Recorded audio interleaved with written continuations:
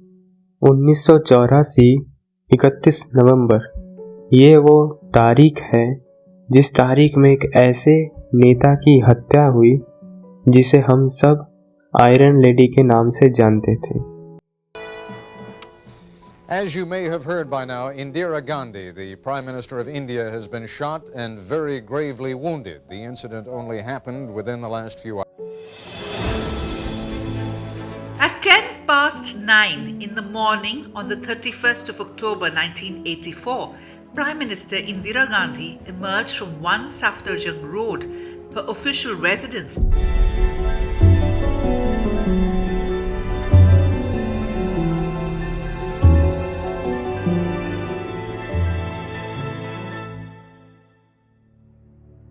सोचने वाली बात यह है कि ये आयरन लेडी पहली महिला प्रधानमंत्री भी थी हमारे देश से, और इनकी हत्या भी हुई, और जिसके बाद भारत में कभी महिला प्रधानमंत्री नहीं आई दोबारा। इंदिरा गांधी की हत्या उनके ही 2 पर्सनल सिख बॉडीगार्ड्स के हाथों हुई। उन दोनों बॉडीगार्ड्स ने उनके ऊपर अंधाधुन फायरिंग की, जिनमें से एक था सतवंत सिंह और दूसरा बींद सिंह। सतवंत सिंह और बींद सिंह ने उनके ऊपर अंधाधुन फायरिंग की। 30 गोली उनके ऊपर चलाई गई। डॉक्टर्स ने जब पोस्टमार्टम किया तो उसमें से पता चला कि 30 गोली में से 23 गोली शरीर के आर पार निकल गई थी, जिनमें से 7 गोली तब भी शरीर में ही थी, जिसे पोस्टमार्टम के द्वारा निकाला गया था। अब इसे आप कोइंसिडेंस कहें या एक इत्तेफाक। उसी समय इंदिरा गांधी की इंटरव्यू चल रही थी ब्रिटिश फिल्म मेकर पीटर उस्तिनवो के द्वारा। पीटर को आयरिश टेलीविज़न के लिए एक डॉक्यूमेंट्री बनाना था इंदिरा गांधी के ऊपर। पीटर और इंदिरा गांधी बात करते करते गार्डन के सामने पहुंच गए थे। वो दोनों गार्डन में एंट्री करने ही वाले थे, तभी उधर 2 खड़े रहने वाले बॉडीगार्ड्स ने गोली चला दी। सतवंत सिंह ने बहुत सारी गोली चलाई अपने ऑटो सबमिशन गन से, और वहीं रिवॉल्वर से बीन सिंह ने भी गोली चलाई। गोली चलने की आवाज़ से बाकी गार्ड्स भी दौड़े दौड़े चले आए। उन्होंने उन दोनों को हिरासत में लिया। जब पूछताछ हुई तो एक और नाम सामने आया, खैर सिंह। ये भी इंदिरा गांधी के बॉडीगार्ड्स में से एक था, और कहा जाता है इस हत्याकांड में यही एक मेन मास्टरमाइंड था कि किस तरीके से कब इंदिरा गांधी अकेले होती हैं और किस तरीके से उनका असैसिनेशन किया जा सकता है। लगभग सुबह के 9:30 बजे थे जब इंदिरा गांधी को गोली मारा गया था। उन्हें तत्काल ही एम्स में ले जाया गया। यहाँ पर इंदिरा गांधी की मौत गोली लगते ही हो गई थी, पर फिर भी जितने भी ऑफिशियल्स थे इन्होंने इस खबर को जितना हो सके उतना टालने की कोशिश की कि पब्लिक को उतने ही देर से मिले, पर ना चाहते हुए भी गवर्नमेंट को लगभग 5 घंटे बाद दोपहर के 2 बजे इस खबर को ऑफिशियली अनाउंस करना पड़ा। इंदिरा गांधी की हत्या की खबर सबसे पहले दूरदर्शन में दिखाया गया था। आज सवेरे नई दिल्ली में प्रधानमंत्री के निवास स्थान पर श्रीमती गांधी की हत्या करने की कोशिश की गई। उन्हें तुरंत all India institute of medical sciences ले जाया गया। वहां पहुंचते ही डॉक्टरों ने उनका उपचार शुरू कर दिया। जब उनके ऊपर गोली चलाया गया उसके 10 घंटे बाद ये खबर न्यूज़ ने दिखाना शुरू किया।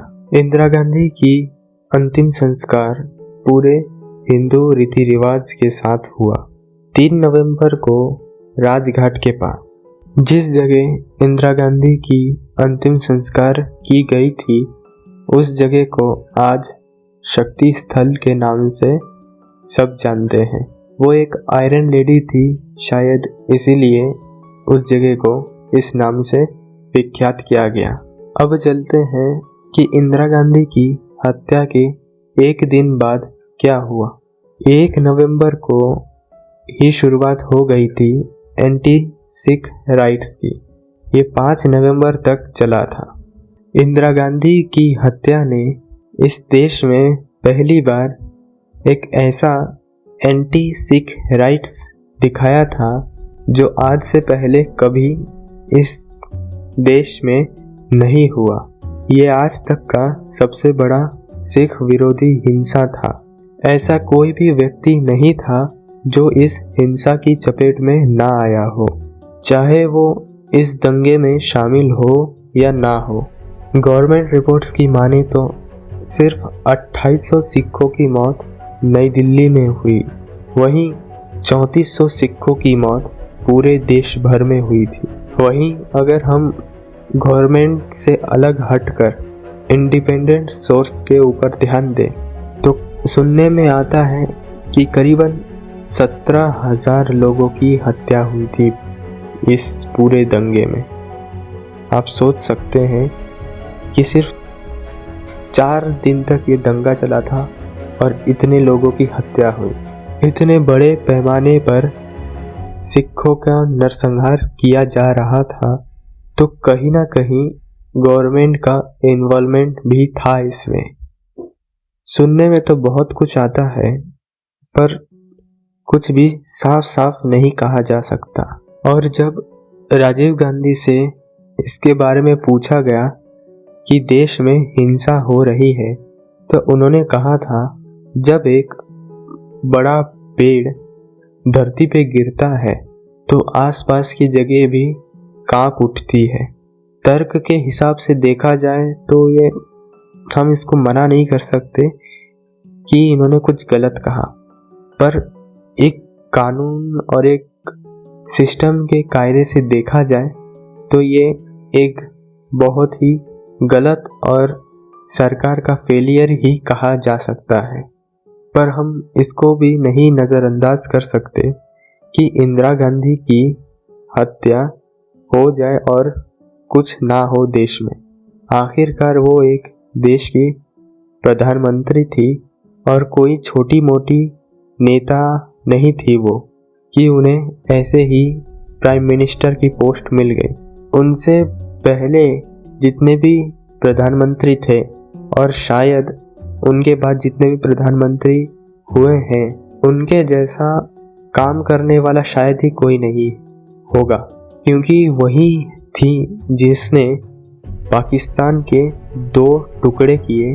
और आज हम जिस अभिमान से कहते हैं कि हमने पाकिस्तान के 93,000 फौज की बेइज्जती के साथ एक इतिहास लिखवाया आत्मसमर्पण का, तो इस चीज़ के ऊपर जो हम अभिमान दिखाते हैं ये इन्हीं इंदिरा गांधी के द्वारा किया गया था, इनके ही नेतृत्व के द्वारा। कुछ लोग कह सकते हैं कि हमारे इंडियन आर्मी ने ये काम किया, हाँ उनका भी योगदान था, पर जब तक कोई एक अच्छा लीडर ना हो ये चीज़ नहीं होता। अगर इंदिरा गांधी सोवियत यूनियन यानी रशिया के साथ एग्रीमेंट नहीं करती तो हमारी आर्मी कुछ नहीं कर सकती थी, क्योंकि अमेरिका, ब्रिटेन ये सब हमारे विरोध में खड़े थे और हमारे दरवाजे के पास आ गए थे। सिर्फ इंदिरा गांधी की वजह से ही ये लोग नहीं आ पाए, क्योंकि रशिया बीच में आ गया था इंदिरा गांधी की वजह से।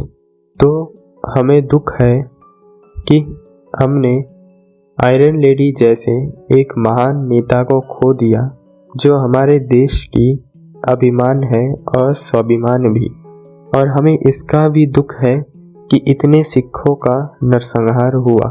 पर इसके ऊपर भी एक वीडियो अलग से बनाना चाहिए मेरे ख्याल से, कि सिखों के नरसंहार के पीछे कहीं ना कहीं सिखों का भी हाथ था, क्योंकि इन्होंने एक ऐसे आदमी को बहुत बढ़ावा दिया जिसने पूरे सिखिज्म को खतरे में डाल दिया था, जिसका नाम था जरनैल सिंह भिंडरानवाले।